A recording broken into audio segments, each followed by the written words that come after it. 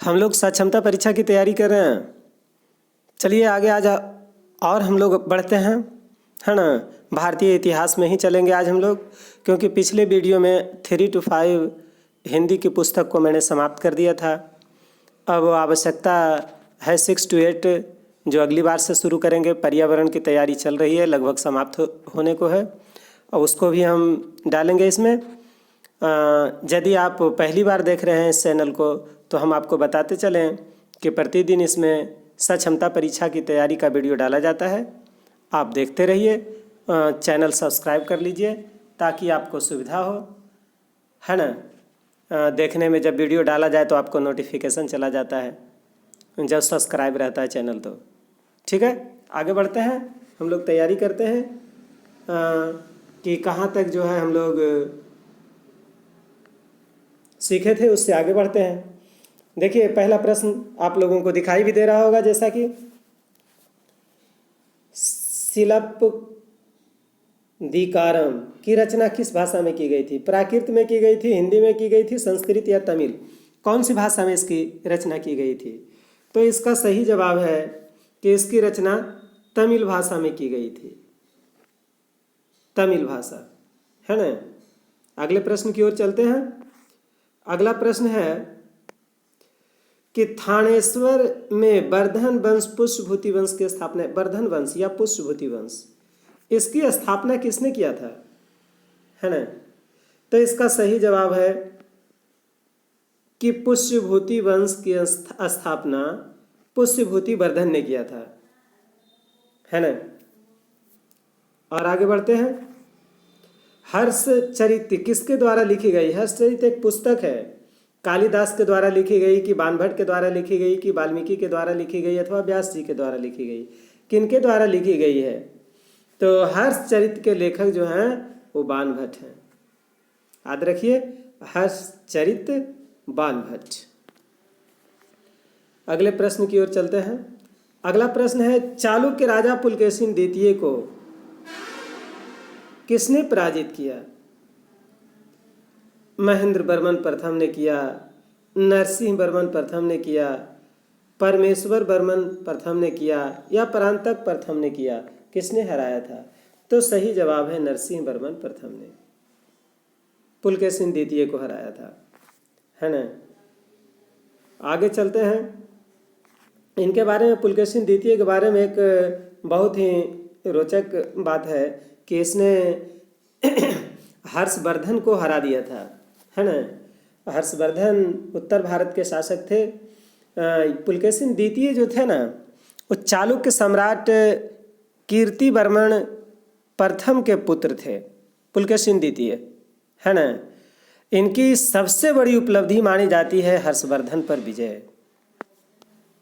पुलकेशिन एक वैष्णव हिंदू शासक थे, लेकिन अन्य धर्मों के प्रति बड़ा सहिष्णु थे, जैसे शैव, बौद्ध, जैन, इन धर्मों के प्रति बहुत सहिष्णु थे, है ना। जब हर्ष ने दक्षिण भारत की ओर अपना रुख किया तो उन्हें नर्मदा के युद्ध में जो है हराया पुलकेशिन द्वितीय ने हर्षवर्धन को। हर्षवर्धन भी बहुत बड़े और महान शासकों में से गिने जाते हैं, है ना। हर्षवर्धन की प्रशंसा यानी इनके साम्राज्य की प्रशंसा एक यात्री ह्वेन सांग है ना। ये बहुत प्रशंसा किए थे इनके साम्राज्य की, इनके हर्षवर्धन के साम्राज्य की। चलते हैं अगले प्रश्न की ओर। किस व्यक्ति को द्वितीय अशोक कहा जाता है? समुद्रगुप्त को, चंद्रगुप्त मौर्य को, स्कंदगुप्त को, हर्षवर्धन को? किनको कहा जाता है द्वितीय अशोक?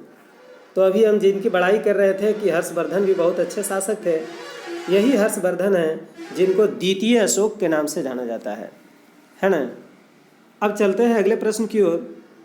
अगला प्रश्न है कि बाणभट्ट किस सम्राट के दरबारी कवि थे? विक्रमादित्य के, कुमारगुप्त के, हर्षवर्धन के या कनिष्क के? किनके थे? तो बाणभट्ट जो हैं वो हर्षवर्धन के दरबारी कवि हैं, है ना। बाणभट्ट, हर्षवर्धन। अगले प्रश्न की ओर चलते हैं। हर्ष एवं पुलकेशिन द्वितीय के मध्य हुए संघर्ष जो नर्मदा नदी के किनारे हुआ था की जानकारी कहाँ से मिलती है, यानी कौन ऐसा स्रोत है जिससे पता लगता है कि पुलकेशिन द्वितीय ने हर्षवर्धन को हरा दिया था? एहोल अभिलेख, बंसखेड़ा अभिलेख, हाथी गुम्फा अभिलेख या ह्वेनसांग अभिलेख, किससे ऐसा स्पष्ट होता है? तो सही जवाब है कि एहोल अभिलेख से ऐसा स्पष्ट होता है कि पुलकेशिन द्वितीय ने हर्षवर्धन को हरा दिया था, यानी दोनों के मध्य जब संघर्ष हुआ था तो हर्षवर्धन हार गए थे। एहोल अभिलेख इसी से स्पष्ट होता है। चलते हैं आगे और प्रश्न की ओर चलते हैं। अगला प्रश्न है कि हर्ष ने अपनी राजधानी थानेश्वर से कहाँ स्थानांतरित की? विकल्प में है प्रयाग, दिल्ली, कन्नौज या राजगिरी। कहाँ लेकर चले गए थे अपनी राजधानी को? तो इसका सही जवाब है कि हर्षवर्धन ने अपनी राजधानी को थानेश्वर से कन्नौज लेकर चले गए। कन्नौज सही विकल्प है, कन्नौज। अगला प्रश्न है कि सकलोत्तरापथनाथ किसे कहते हैं? कनिष्क को कहते हैं, हर्षवर्धन को कहते हैं, प्रभाकर वर्धन को कहते हैं या राज्यवर्धन को कहते हैं? तो सही जवाब है कि हर्षवर्धन को कहते हैं। सकलोत्तरापथनाथ है ना, हर्षवर्धन को कहा जाता है। अगला प्रश्न है ह्वेनसांग ने किसे शिलादित्य की संज्ञा दी? यानी शिलादित्य इन्होंने किनको कहा? कनिष्क को कहा कि समुद्रगुप्त को कहा कि चंद्रगुप्त को कहा या हर्षवर्धन को कहा? किनको कहा इसने शिलादित्य? ह्वेनसांग ने। तो इसका सही जवाब है कि इन्होंने हर्षवर्धन को कहा शिलादित्य। ह्वेनसांग ने हर्षवर्धन को शिलादित्य कहा। अगले प्रश्न की ओर चलते हैं। अगला प्रश्न है हर्षवर्धन अपनी धार्मिक सभा कहाँ किया करते थे? मथुरा में, प्रयाग में, वाराणसी में या पेशावर में? तो इसका सही जवाब है कि हर्षवर्धन अपनी धार्मिक सभा प्रयाग में किया करते थे, है ना। हर्षवर्धन अपनी धार्मिक सभा प्रयाग में किया करते थे। अगले प्रश्न की ओर चलते हैं।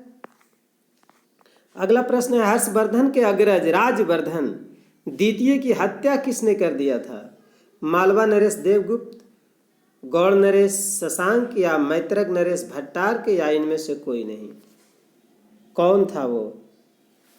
तो गौड़ नरेश शशांक ने राज्यवर्धन की हत्या कर दी, है ना, गौड़ नरेश शशांक।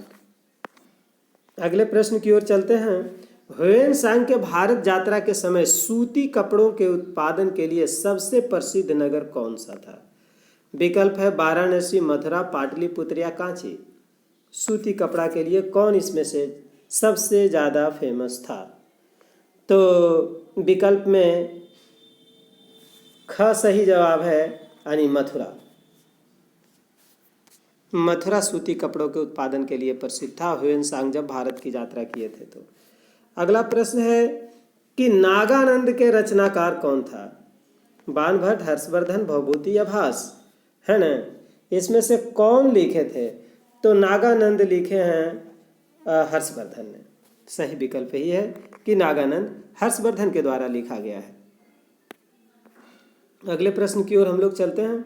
हर्षवर्धन के विजयी जीवन में एकमात्र पराजय देने वाला पुलकेशिन द्वितीय कहाँ का शासक था? वातापी का, कल्याणी का, बेंगी का या तंजौर का? जैसे मैं बता चुका था ना कि चालुक्य वंशीय सम्राट थे ये, है ना। तो ये वातापी के सम्राट थे, वातापी, है ना। पुलकेशिन द्वितीय वातापी के सम्राट थे। अगले प्रश्न की ओर चलते हैं। किस चीनी यात्री को वर्तमान शाक्यमुनि एवं यात्रियों का राजकुमार कहा जाता है ना? फाह्यान, ह्वेनसांग, इत्सिंग या इनमें से कोई नहीं? तो सही जवाब है कि ह्वेनसांग को यात्रियों का राजकुमार कहा जाता है। अगले प्रश्न की ओर चलते हैं। अगला प्रश्न है कुंभ का मेला प्रारंभ करने का श्रेय किसे दिया जाता है? कुंभ का मेला 12 वर्षों में एक बार लगता है ना? तो किन्हें दिया जाता है यह श्रेय? अशोक को, चंद्रगुप्त द्वितीय को, हर्षवर्धन को, या इनमें से कोई नहीं? तो सही जवाब है कि हर्षवर्धन को कुंभ का मेला प्रारंभ करने का श्रेय दिया जाता है, हर्षवर्धन को, है ना? 12 वर्षों में लगने वाला मेला। और आज का अंतिम प्रश्न है जो सुमेलित करने के लिए है, आपकी सुविधा के लिए हम आमने सामने मिला दिए हैं ताकि आपको सुविधा हो, समस्या ना हो। हर्षचरित और कादम्बरी नामक पुस्तक बाण भट्ट लिखे हैं। नीति शतक, श्रृंगार शतक और भक्ति शतक, इसके लेखक भर्तृहरि हैं, है ना? भर्तृहरि। सूर्य शतक, इसके लेखक मयूर हैं। और प्रियदर्शिका, रत्नावली और नागानंद, ये हर्षवर्धन लिखे हैं, है ना?